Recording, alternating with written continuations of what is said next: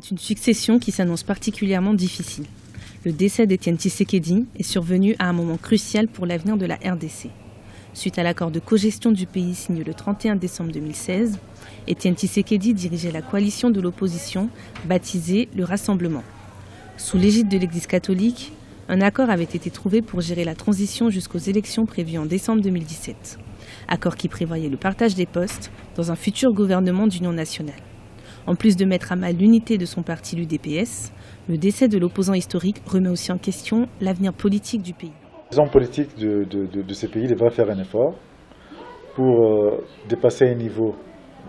Le niveau qu'ils ont actuellement, c'est un niveau que je peux qualifier de politique du ventre.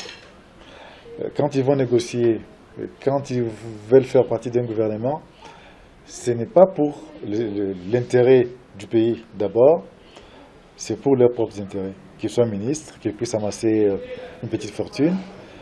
Et si ça continue comme ça, le pays va continuer à tourner en rond, il n'y aura pas d'évolution.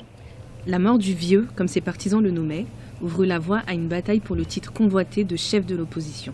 Plusieurs dirigeants sont en lice pour ce poste. C'est le cas de l'actuel secrétaire général de l'UDPS, Jean-Marc Kabunda, de l'ancien gouverneur du Katanga, Moïse Katumbi, aujourd'hui en exil, ou encore de l'ancien président de l'Assemblée nationale, Vital Kamerhe.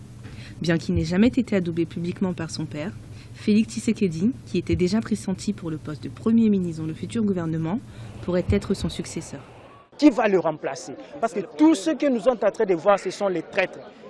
Les gens qui viennent pour chercher le pouvoir, pour chercher quoi manger, partager des gâteaux. Alors que c'était le contraire pour Étienne Tshisekedi. Une seule place de leader, mais de nombreux prétendants au poste. Le décès du chef de l'opposition met en péril l'espoir d'une transition pacifique.